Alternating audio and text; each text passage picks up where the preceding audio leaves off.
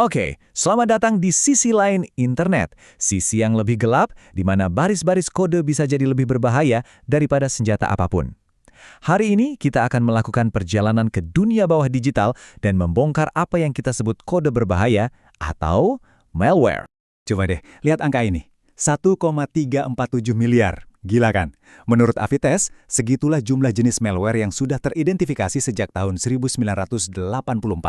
Tapi yang lebih gila lagi, angka ini nambah terus setiap detiknya. Kenapa? Ya karena ekonomi kejahatan cyber sekarang ini meledak, bikin pembuatan dan penyebaran malware jadi jauh lebih gampang dan tentu aja lebih menguntungkan. Jadi, pertanyaannya, siapa sih dalang di balik semua kekacauan digital ini? Apa yang mereka mau? Apa motivasi mereka? Nah, yuk kita cari tahu bareng-bareng.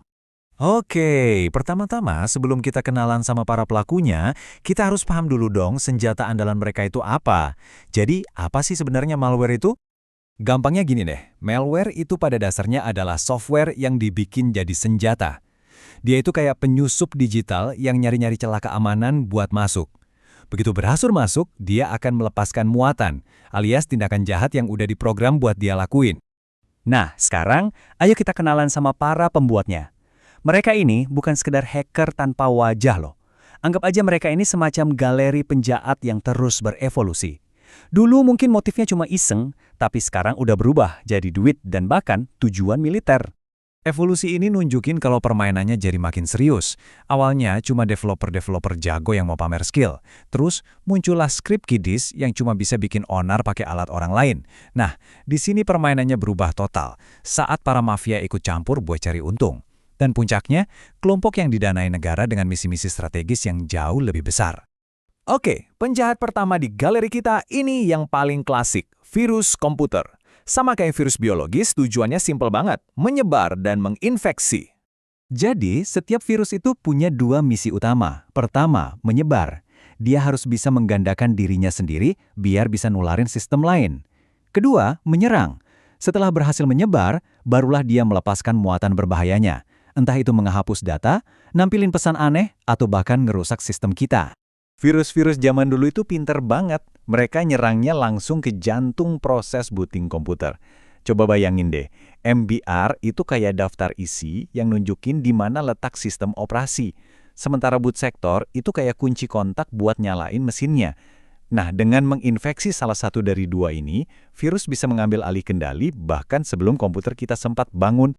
Nah, yang paling menarik dari slide ini tuh, gimana dia nunjukin perlombaan senjata antara virus dan antivirus. Ada virus multipartite yang nyerang dari banyak sisi sekaligus. Ada virus stealth yang jago ngumpet dari pantauan sistem operasi. Tapi yang paling gokil itu dua yang terakhir ini, virus polimorfik dan terenkripsi. Mereka ini kayak bunglon, bisa ganti-ganti wujud setiap kali menginfeksi komputer baru. Jadi susah banget buat dideteksi. Oke, penjahat kita selanjutnya, ini jagonya nipu dan sabotase. Mereka nggak main serang terang-perangan, tapi ngumpet di depan mata kita, nunggu momen yang pas buat beraksi. Pernah dengar kan cerita kuda Troya dari mitos Yunani? Nah, cara kerjanya persis kayak gitu. Trojan ini menipu kita buat ngebukain gerbang pertahanan kita sendiri. Kita download program yang kelihatannya asik, kayak game gratis atau tools keren, tanpa sadar kita baru aja ngundang musuh masuk ke dalam sistem kita. Kalau yang ini benar-benar kayak bom waktu digital. Kodenya diam aja di dalam sistem, nggak ngapa-ngapain, sampai ada pemicu tertentu. Bisa jadi tanggal, bisa jadi saat kita buka program tertentu. Seringnya, ini jadi senjata buat orang dalam yang sakit hati atau mau balas dendam. Ini contoh nyata yang keren banget. Ada seorang kontraktor yang kerja buat Siemens, dia nanam bom logika di software yang dia buat. Tujuannya apa? Biar softwarenya rusak terus secara berkala. Dan Siemens jadi harus manggil dia lagi buat benerin. Ide bisnis yang cerdas, tapi licik ya, walau akhirnya ketahuan juga. Oke, sekarang level bahayanya naik drastis.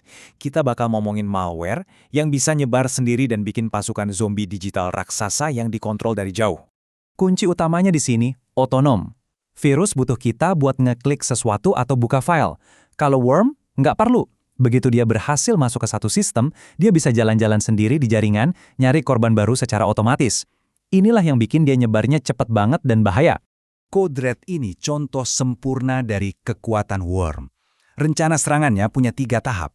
Tahap 1, menyebar, gila-gilaan. Tahap 2, pamer. ninggalin jejak dengan ngerusak tampilan website. Dan tahap 3, serangan pamungkas, mengerahkan semua komputer yang terinfeksi buat nyerang satu target besar. Dalam kasus ini, situs web Gedung Putih. Nah, kalau worm, itu agen penyebarnya. Botnet ini hasilnya. Pasukan zombie. Setiap komputer yang kena infeksi jadi kayak mayat hidup, nggak punya kendali, dan semuanya diatur oleh satu orang, si botmaster. Pasukan ini bisa disuruh ngapain aja, dari ngirim jutaan email spam sampai melumpuhkan situs web besar. Dan sekarang, kita sampai di puncaknya. Ini bukan lagi soal data yang hilang atau uang yang dicuri. Ancaman ini adalah tentang kehancuran fisik yang disebabkan oleh kode. Selamat datang di era perang siber. Stuxnet ini benar-benar jadi game changer. Ini malware pertama yang kita tahu sengaja dibikin untuk ngerusak sesuatu di dunia nyata. Targetnya bukan lagi komputer atau server, tapi mesin-mesin industri berat, seperti sentrifugal nuklir. Yang bikin Stuxnet ini ngeri adalah cara dia menyebar. Dia pakai namanya Zero Day Exploit. Ini kayak punya kunci master buat pintu yang bahkan si pembuat kuncinya pun nggak tahu ada. Dan dia nggak cuma nyebar online, tapi juga offline lewat USB. Jadi sistem yang paling aman dan terisolasi sekalipun bisa kena.